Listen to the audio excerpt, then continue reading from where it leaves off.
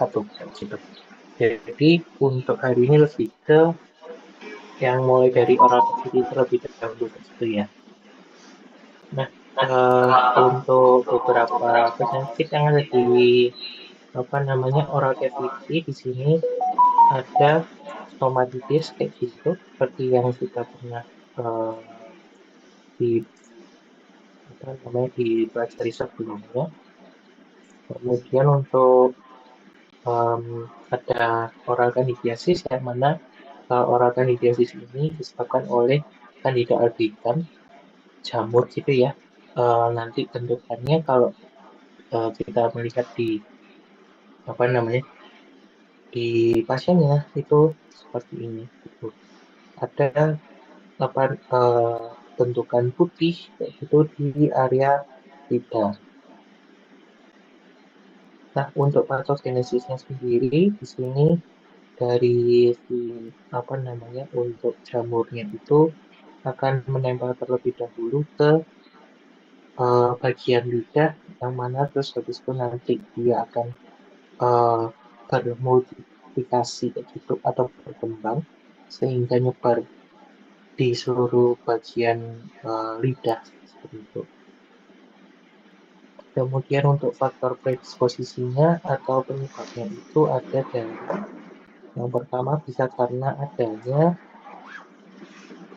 ini gangguan endokrin atau diabetes, kemudian terjadi kondisi imunosupresan. Kondisi imunosupresan di sini bisa karena eh, pemakaian obat ataupun karena memang dari orangnya itu imunnya ada gangguan kayak gitu. Kemudian pemakaian dentrowiring di sini maksudnya adalah kayak untuk pemakaian apa namanya kawat gigi dan kawan-kawan kayak gitu sehingga apabila ada pemakaian kawat gigi tentunya ada perawatan khusus ya untuk orang-orang yang menggunakan kawat gigi tersebut kayak gitu. Jadi apa namanya perlu dibersihkan secara berkala gitu. Lalu bisa juga tadi kondisi imunosupresan itu kalau terkait obat-obatannya itu dia karena penggunaan inhalasi eh, kortikosteroid gitu. Kemudian merokok itu juga bisa karena umur, terus juga bisa karena kekurangan beberapa zat nutrisi. Lalu ada juga yang dikarenakan oleh penggunaan antibiotik broad spectrum. Nah, untuk treatmentnya sendiri, di sini kita apa namanya untuk target kerjanya terlebih dahulu ya. Target kerjanya itu di sini kayak misalkan contohnya derivat imidazol atau cotrimazole itu dia menghambatnya di sintesis ergosterolnya. Tuh, jadi ergosterol dari si jamur ini akan memperkuat dari membran sitoplasmik dari jamurnya. Kalau misalkan dihambat sintesisnya, maka untuk membran sitoplasmik dari jamur itu akan lembek kayak gitu. Kalau sudah lembek, berarti bisa dipecah secara perlahan oleh obat-obatannya kayak gitu. Kemudian ada juga disolvulvin. Untuk disolvulvin ini itu dia menghambat di metabolisme DNA atau RNA yang terkait dengan mitotic spindle. Jadi untuk metabolisme DNA RNA dari jamur itu akan diganggu dan si jamurnya ini tidak bisa untuk berkembang lebih cepat kayak gitu. Lalu ada fluoxetine atau derivat 5-fluorouracil. eh, Dia menghambatnya di 5-fluorouracil yang mana si 5-fluorouracil ini dia akan membantu dari metabolisme DNA atau RNA. Kemudian ada juga polien antibiotik. Polien antibiotik ini contohnya amphotericin B ataupun nystatin. Dia langsung ini ya, apa namanya,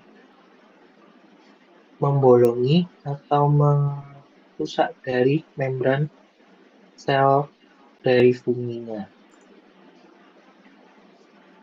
Nah, ini ada beberapa mekanisme kerja gitu ya. Tadi kan ada gambarannya secara langsung. Ini detail-detail kecilnya kayak gitu. Terkait dengan mekanisme kerja si antifungi yang bisa digunakan pada oral kandidiasis gitu untuk mengobati oral kandidiasis. Nah, tadi ada yang namanya polien, derivat polien. Ini bekerja dengan cara berinteraksi dengan aerosol pada membran sel dari jamur yang nantinya akan membuat lubang. Untuk polien sendiri, dia bersifat toxic selektif. Toxic selektif di sini maksudnya adalah dia hanya merusak dari si sel membrannya, kayak gitu. Sehingga si jamurnya nggak bisa berkembang biak dan juga hancur, gitu ya. Kalau yang toxic non selektif, biasanya tuh dia eh, bersifat toksik untuk semua gitu. Jadi tidak hanya di jamur yang dituju. Gitu. Kemudian untuk efek fungsikal atau fungsistatik dari derivat polien ini tergantung organisme serta konsentrasi dari obat. Konsentrasi dari obat ini maksudnya dosis yang digunakan ya. Untuk contoh obatnya ada amphotericin B sama nystatin. Untuk amphotericin B itu biasanya tersedia dalam bentuk injeksi atau yang dimasukkan intravena. Kalau nystatin itu bisa macam-macam. Ada yang dia tablet, ada yang dia dalam bentuk krim atau salep, ataupun eh, apa namanya, kalau untuk penggunaan yang lain, nystatin itu ada yang berbentuk uh, suppositoria ataupun ovula kayak gitu. Tetapi kalau untuk yang dioralkan biasis biasanya menggunakan nystatin yang krim sama nystatin yang oral. Gitu. Jadi penggunaan salep nystatin yang buat oral cavity kayak gitu itu bisa digunakan. Nah, ini caranya si amphotericin B membuat atau membuat lubangnya gitu pada sel fungi. Si amphotericin B berinteraksi dengan ektosterol pada membran fungi, lalu membolongi si eh, apa atau membuat pori kayak gitu ya di membran fungi sehingga untuk molekul-molekul kayak elektrolitnya yang ada di dalam sel itu akan keluar. Tuh, kalau misalkan molekul elektrolitnya keluar, maka dari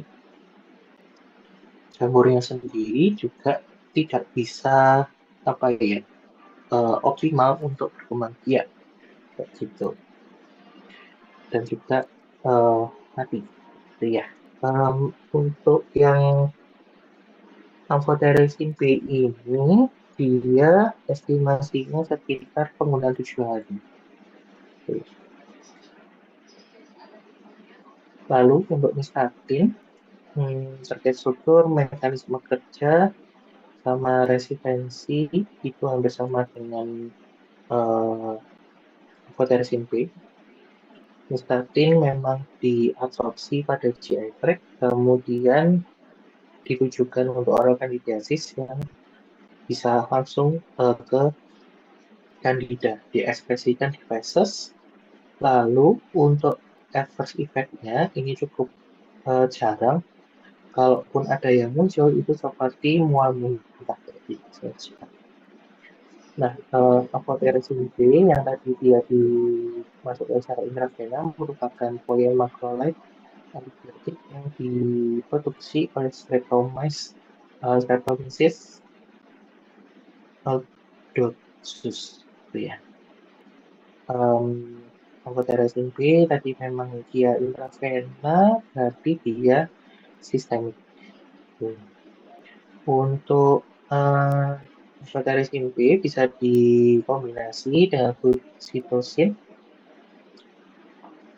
Lalu untuk mekanisme kerjanya tadi sudah disampaikan ya, berinteraksi dengan ergosterol, terus dia membuat pori sehingga elektrolit yang ada di dalam sel keluar sel, lalu dari si jamurnya akan mati. Untuk spektrumnya di sini tergantung dari dosis yang digunakan. Tuh. Efektifnya memang wide, apa namanya, range luas ya. Semua fungi bisa, mulai dari Candida albicans sampai dengan Aspergillus ataupun yang lainnya. Nah, terkait farmakokinetiknya, karena dia dimasukkan dalam intravena, bisa juga dia intratekal kalau memang untuk mengobati meningitis yang disebabkan oleh fungi, gitu ya. Lalu dia berikatan dengan protein plasma dan distribusikan ke seluruh tubuh. Kemudian untuk amphotericin B ini mampu uh, apa namanya menyeberang ke plasenta sehingga kalau untuk ibu hamil kayak gitu ya, agaknya perlu berhati-hati apabila dari pengobatannya apa namanya si bayinya atau janinnya tidak ada indikasi oral kandidiasis ataupun yang lain, itu apa namanya bisa dibatasi penggunaannya, dosisnya diperkecil gitu. Lalu eliminasinya diurin. Adjustment dose di sini tidak diperlukan pada pasien yang memang ada gangguan ginjal dan hepan. Oke, untuk adverse effect-nya karena dia merupakan low therapeutic index, jadi untuk efek sampingnya agak kecil untuk derajatnya, gitu. Seperti pusing, terus demam, habis itu bisa juga ada hipotensi kalau memang dari dosisnya digunakan dalam dosis besar dan juga dari orangnya apa namanya dari pasiennya tidak bisa mentolerir kayak gitu. Ini untuk dosis-dosis yang digunakan tuh amphotericin B ada yang lozenges. Lozenges itu kayak permen gitu ya, permen 10 gram. Terus dia digunakannya 3 kali atau sampai 4 kali setelah makan selama 2 minggu minimum. Tadi kan selama 1 minggu awal dia bekerjanya, kemudian untuk 1 minggu berikutnya untuk mengoptimalkan dari si efek tadi. Tuh. Kalau nystatin ada yang cream, terus pastil sama oral suspension. Ini untuk dosisnya dari amphotericin B sama nystatin. Kalau yang ointment atau yang apa namanya salep itu ya, salep itu 2 sampai 4 kali pemakaian atau dioleskan itu per harinya. Terus kalau untuk nystatin yang tablet itu 2 tablet setiap 8 jam. Adverse effect-nya seperti yang tertulis di sini, gitu ya. Kemudian di sini ada perbedaan antara amphotericin B sama nystatin. Yang satu spektrumnya luas untuk amphotericin B. Kalau nystatin dia cenderung agak kecil untuk spektrum sempit, agak kecil. Kemudian untuk absorpsi per oral dari amphotericin B ini cenderung jelek. Lalu untuk nystatin apabila diberikan secara parenteral itu terlalu toksik gitu. Nah, amphotericin B di sini pemakaian jangka panjangnya perlu diwaspadai adanya gagal ginjal. Lalu karena dia amphotericin ini dalam bentuk lisosom itu dapat menurunkan toksisitas dan toksisitas menurun juga sekitar 50%. Ini untuk sediaannya, sediaannya Nystatin kayak gini ya. Ini yang tablet, kemudian ini yang oral suspension kayak gitu. Oke, berikutnya ada derivat imidazole. Imidazole dan triazole. Golongan azole dia menghambat 4 alfa sterol demetilase yang mana 14 alfa demetilase ini dia mengubah aldosterol menjadi ergosterol yang mana ergosterol tadi kan dia ini ya menguatkan dari sel membran fungi kayak gitu. Jadi kalau 14 alfa demetilasenya atau enzimnya yang mengubah aldosterol menjadi ergosterol itu dihambat, si aldosterolnya stuck atau tidak diubah menjadi ergosterol gitu. Terus otomatis untuk sel membrannya juga akan kurang kuat kayak gitu, lalu gampang pecah. Nah, bersifat kromostatik dan fungisida, broad spektrum juga. Terus kalau yang imidazole, di sini contohnya ada cotrimoxazole, ketoconazole.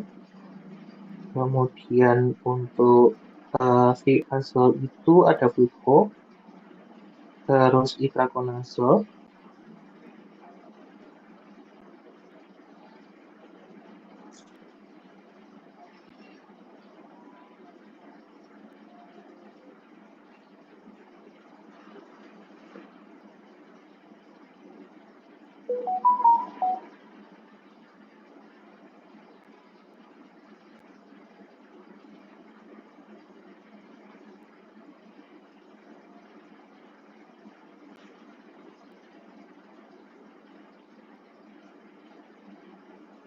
Kemudian kita masuk ke pembahasan per ininya, per obatnya. Yang pertama ketoconazole. Kalau ketoconazole ini biasanya kita kenalnya itu bentuk oral tablet kayak gitu, ataupun ada salepnya. Gitu.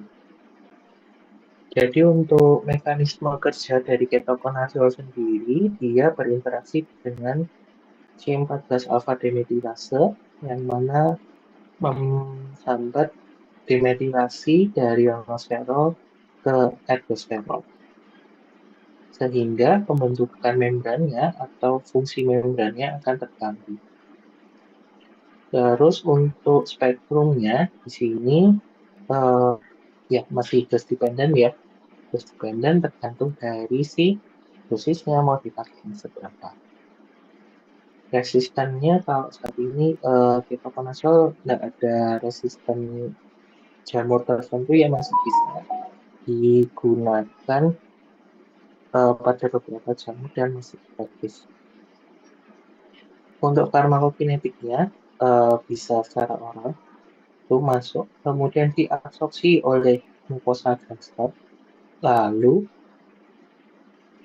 adanya makanan, antasida, simetidin, dan rifampicin ini akan mengganggu dari absorpsi ketoconazole. Jadi kalau untuk pasien yang dia dapat obat antasida, rifampicin maupun simetidin dan kemungkinan bersama-sama ketoconazole harus ini ya harus di ID atau diberitahu untuk penggunaan ketoconazole-nya itu setelah makan sekitar 2 jam setelah makan kayak gitu. Jadi biar apa namanya perutnya kosong baru uh, minum ketoconazole-nya. Kemudian di sekresinya itu di bile, terus untuk metabolismenya di CYP P450.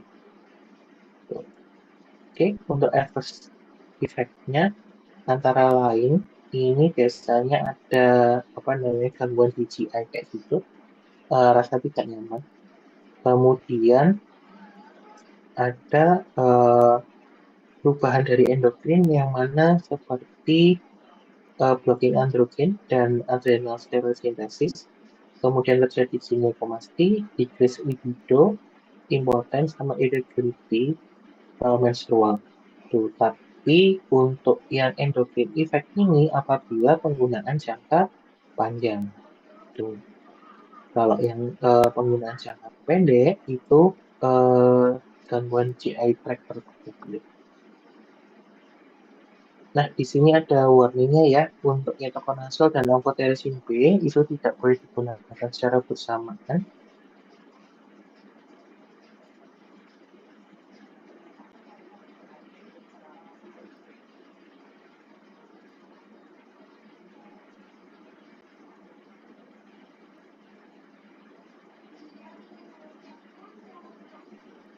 Lalu untuk interaksi obatnya, di sini dia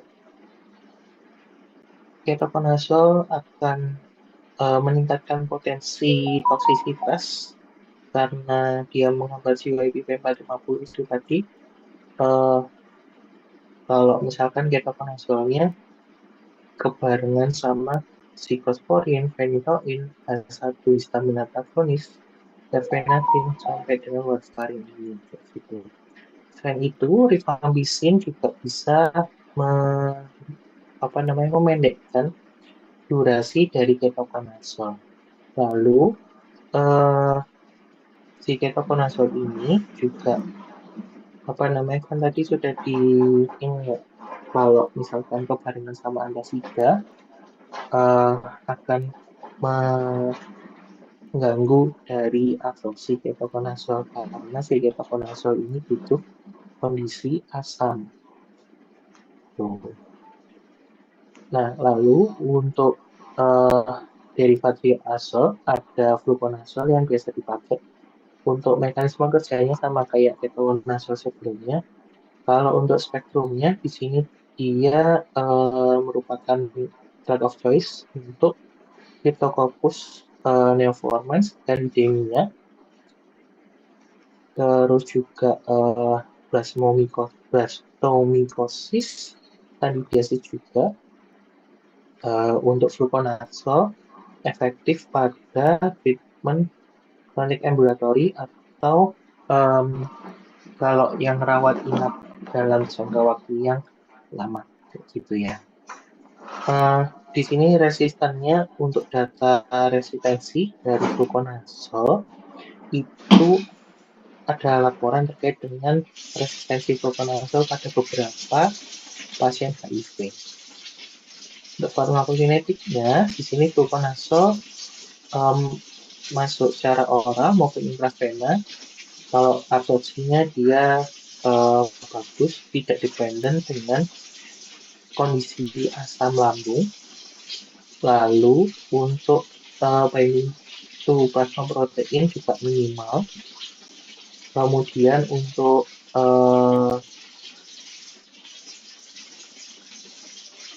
fluconazole juga termasuk yang purely metabolized ya, jadi tidak dimetabolisme secara utuh kayak gitu, tidak seperti ketoconazole.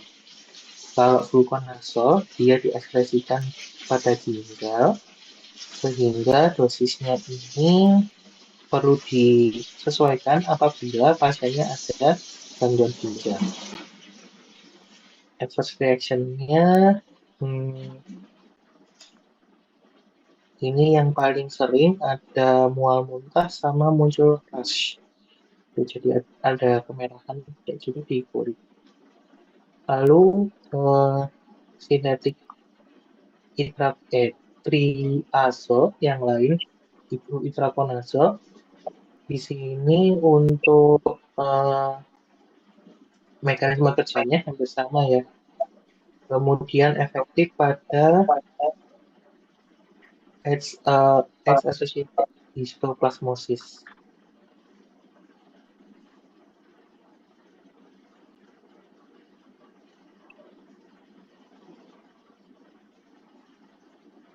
Lalu itraconazole ini termasuk yang broad spectrum ya. Kemudian untuk farmakokinetiknya ini dia lebih mudah diabsorpsi apabila secara oral dan adanya makanan itu mampu meningkatkan bioefektivitasnya.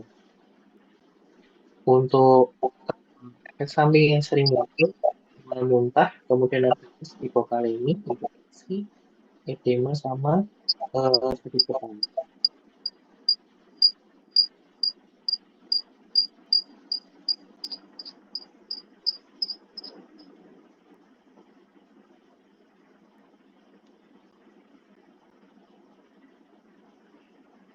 Oke, ini untuk dosisnya, dosis dari mulai dari cotrimazole sampai di itraconazole gitu ya. Per harinya sekian gitu, tergantung ini apakah dia gel, tablet ataupun dia suspensi. Oke, informasi sama untuk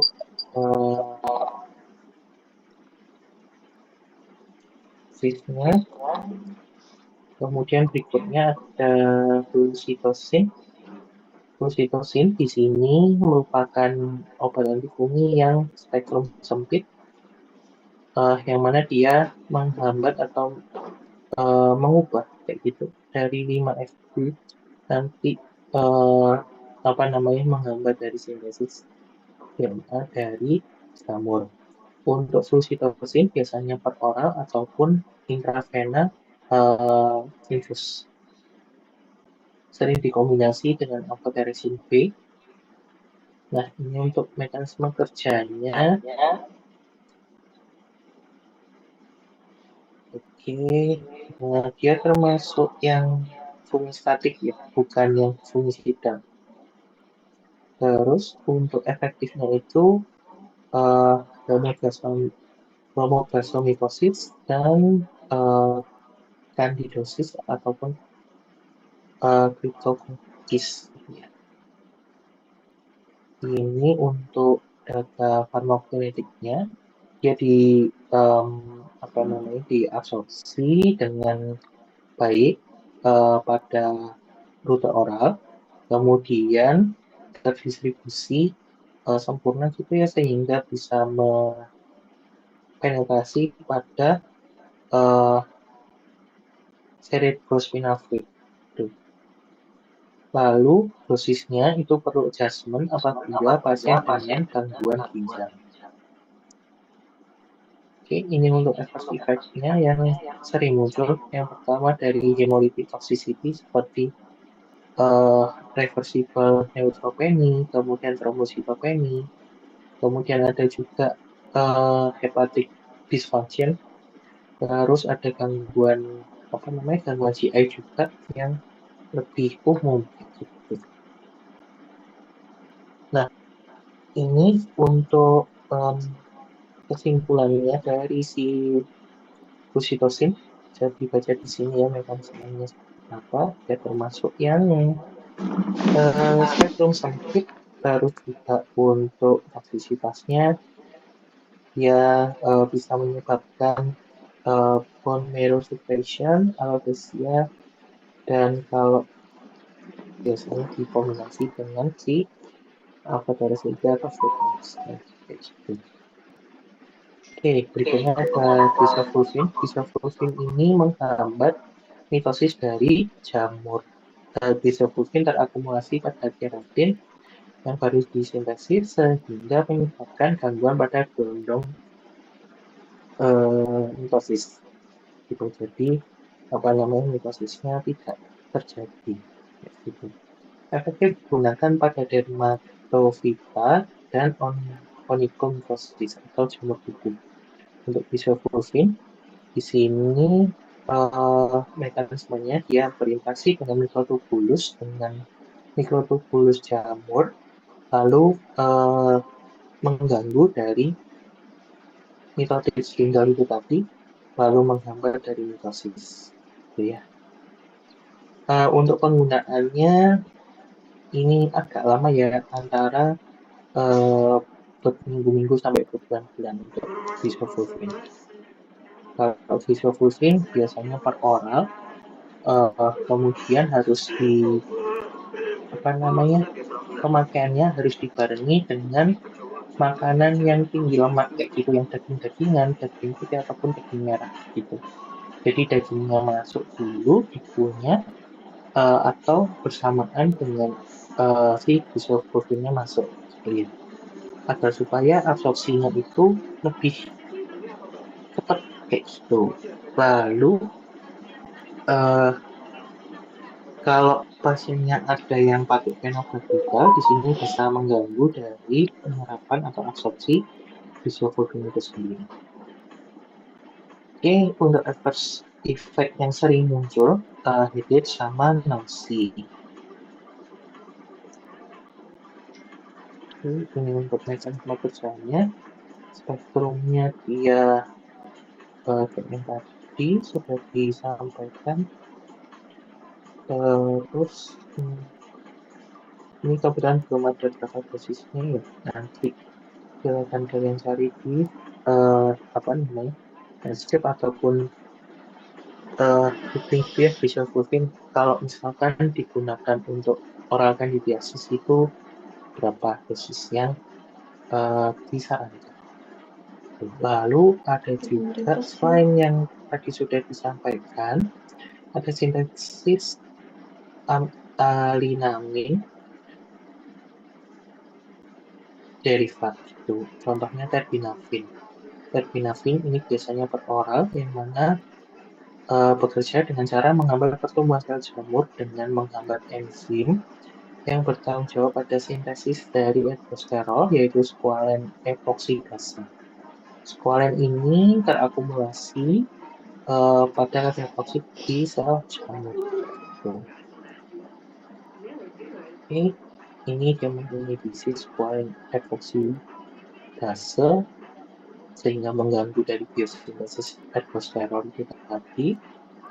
Terus untuk posisi B-nya menyebabkan adverse effect-nya itu GI irritation, thus headache sama taste disturbance, gangguan rasa gitu. Nah, ini kan tadi squalen ya, squalen monooksidase yang diganggu oleh si alinamin drugs atau terbinafin. Oke, kemudian ada yang namanya echinokandin. Echinokandin ini yang merupakan bukan sintesis inhibitor sehingga dia menghambat dari ini ya beta 1,6 bukan yang dia si enzim ini digunakan untuk membentuk si sel wall dari fungi. Nah, kalau enzimnya diganggu, maka sel wall-nya juga akan runtuh kayak gitu. Untuk contoh obat yang termasuk golongan echinokandin, ini ada tascofungin sama mifafungin. Kalau mifafungin di sini intravena, terus untuk tascofungin ada yang intravena, ada juga yang peroral. Gitu. Oke, nah ini untuk rangkumannya kesemuanya kayak gitu. Jadi nama-nama obat antifungi eh, yang digunakan pada oral candidiasis. Gitu ya. Singkat seperti ini.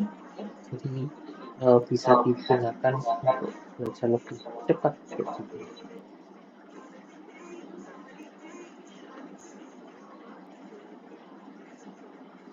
Nah, berikutnya setelah ada oral candidiasis, ada juga stomatitis, aktostomatitis. Untuk penyebabnya bisa karena trauma, stres, terus juga imun disorder, sama uh, charge induction. Tuh. Ini kalau untuk yang terkait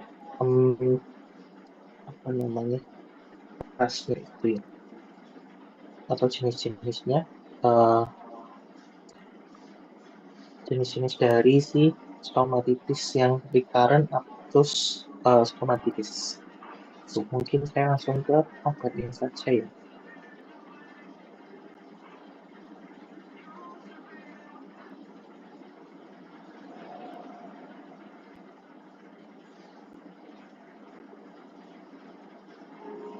Oke. Untuk akut stomatitis di sini bisa menggunakan apa namanya kayak anestesi kayak gitu ya untuk mengurangi dari nyeri-nyeri akibat si stomatitis itu sendiri. Untuk anestesinya di sini ada benzokain, lidokain. Kemudian ini ada setakain terus sama Oraxix. Nah, di sini untuk lokal anestesinya tentunya menghambat dari apa namanya blokade untuk natrium itu yang masuk ke sel membran. Kemudian ada benzidamine hidrochloride yang mana bisa digunakan dalam bentuk mouthwash pada dewasa dan anak yang di atas 13 tahun. Tuh, ini sama, dia berefek lokal itu sehingga untuk apa namanya membersihkan juga dan juga mengurangi nyeri-nyerinya kayak gitu akibat adanya stomatitis itu tadi. Lalu untuk benzidamine mouthwash ini sebaiknya tidak digunakan pada anak di bawah usia 12 tahun. Eh, Lalu pada pasien-pasien yang memang ada hipersensitif terhadap bahan dari si vitamin. Oke, berikutnya ada amlelanox. Kalau amlelanox ini dia bentuknya pasta oral itu jadi dioleskan pada bagian yang ada stomatitisnya. Untuk T setengah eliminasinya itu 3,5 jam sehingga bisa digunakan selama 4 minggu kayak gitu ya. Oke, untuk penggunaannya yang pertama harus dibersihin dulu area stomatitisnya, kumur-kumur terlebih dahulu, kemudian baru dioleskan. Tuh. Eh, itu sekitar 3 sampai 4 kali sebisa mungkin ya apa namanya untuk pembersihan dari oral cavity-nya juga perlu dijaga, tidak hanya menggunakan obat-obat saja. Untuk yang lain-lainnya ini ada beberapa kortikosteroid yang bisa digunakan.